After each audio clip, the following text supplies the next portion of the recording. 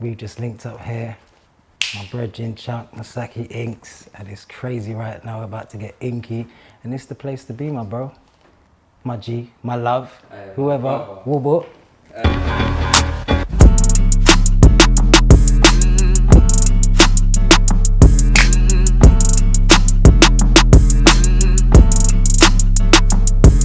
You know what time it is. We're live.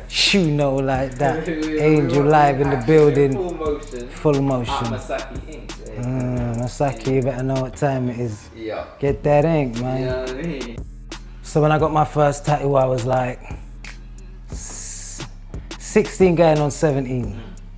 I remember it was gonna be my 17th birthday. And I thought, you know what? It's tattoo time. It's time to mark up my skin, make my mum mad, and be a rock star. And that was it. My most painful tattoo would have to be my hand. On my hand, you know why? Everyone says, well, did the face hurt? And boom, boom, boom. And I'm like, not as much as the hand, you know?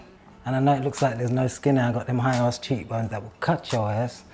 But the hand definitely for me. So that first face tattoo was like, again, I'd done it in stages. I wanted to feel the pain of the needle to see, you know, so I started with the little stars and stuff, or I might be getting it wrong, but I think I started with the stars or wherever, on what side. And then I remember there was a shoot that I had for one of my first singles when I was signed to Island Records. It was called Wonderful, so I thought, right, this is gonna be my first major shoot, this is gonna be my big release, boom, boom, boom. And I was somewhere chilling with my friends, and there was a tattoo guy there, some Chinese man that just came over, and he was cold. I was looking at his work and he was cold, and I said, you know what? I'm gonna do something really, really crazy out of the box now, just mark up my face. And then that was the birthing of that main signature tattoo. I remember turning up to the Wonderful shoot the next day, and my A&Rs were like, what have you done? Like, you've just, this ain't you. What have you done? And I'm like, don't worry, man, this is me. This is it now. And I remember doing a Pacific shot where the camera was straight on. I think it was the opening shot of Wonderful. And then they saw the tattoo, and I think it was Ruth at the time. She said, that's your signature. That's how they're gonna know you're Angel. Now, I've got a load of tats, and they're really distinctive. So I could imagine you knowing like who's who. You get what I'm saying? But yeah. If I had to guess a number, I would say I have about, I don't know, maybe 30. Okay. About 30, Yeah. maybe. You're gonna be getting. So the next tattoo that I'm gonna be getting is actually a controversial one. I don't really give a F though, because I just do what I want anyway, and it's not because, I'll tell you what, an interesting fact, it's not because of I don't slap auto on me. Sometimes, and the tattoo is no auto-tune, like the sign you're not, it's a no-go, because people abuse it, I think. Do you get what I'm saying? And it takes out the essence of real music, and I'm a real music man. You understand? I actually sing, and that's what I do. So like, sometimes I'm like, when I see, like, my friends are like, don't get that, or get it at the back of your leg. I'm not talking to people behind me. People ain't standing behind me talking to me. When I look at you, I want you to know, no auto-tune. Do you dig that? No auto-tune. And if you check it, we could do it live, innit? But as I said, auto-tune only goes up a tiny bit for the Sonics. It's the new Ice Age, it's 2021. So you know the vibe, but definitely no auto-tune. Don't go slapping that stuff all over. It's too easy. Me going against the grain has brought me to where I am in my life. I'm not sure if that's a good or bad thing, but like, I'm at a great place. I feel I'm happy. Do you get what I'm saying? I'm in a great place. I can do what I want. I can spread my wings. I got great people around me. I got great stuff going on. So like, when I go against the grain for my own purpose and my own instinct, it always works out. So I go against the grain, and that's what I'll continue to do until I see that it doesn't work, and then boom, I might start listening. But until then, every time I've listened, nothing ain't come out of it. So right now I'm just doing what I want and giving thanks and praise.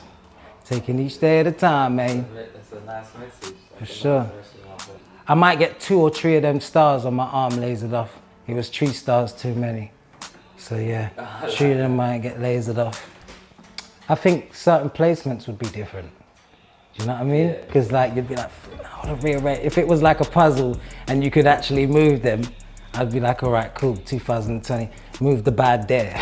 Move that shit to the next side. On some crazy shit. But it is what it is, man. Do you get what I'm saying? And every tattoo that I've got on me is I don't regret. There's no regrets. It's like, these are chapters. They represent chapters and different stages of my life. That's the decision I made when I was 16. This is the decision I made when I was 33. Who cares?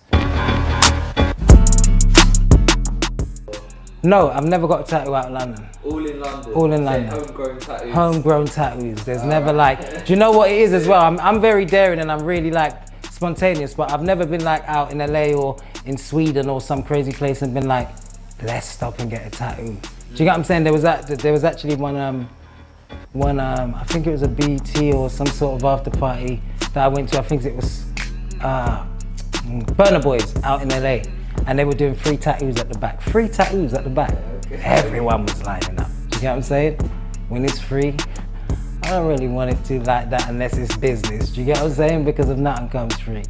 Do you dig that? Do you dig that? And it's a club and everyone's jerking. It's like you might make the wrong decision. I'm like, so I've never got a tattoo out of London, outside of London. So every time I step out of London, I'm fresh again. You ain't seen me since you saw me. Like that, yeah. In the last year, I'd say I've had 3 plus this month. All right, and last question. 4. 4. 5.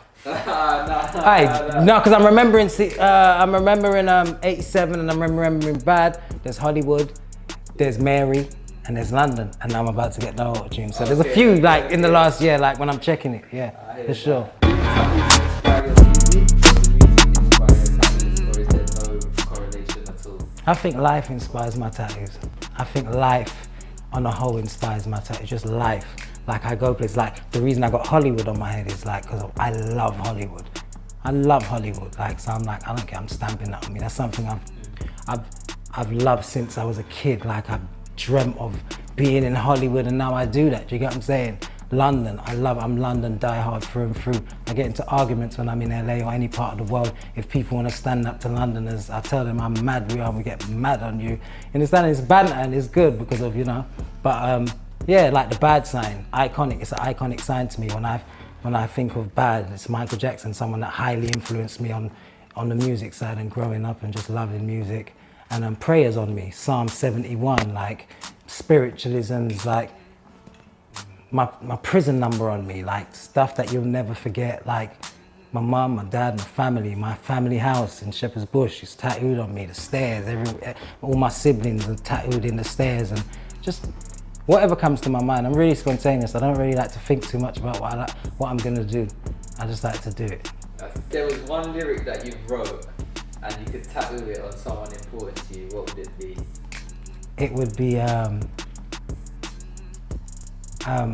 it would be 2 lines. It would be, why am I stressing? I better count my blessing. And that's it. Just those 2 lines alone is powerful enough to tattoo on you. With no regrets as well, because the words speak for themselves. Soon come. Let's wind up these auto-tune.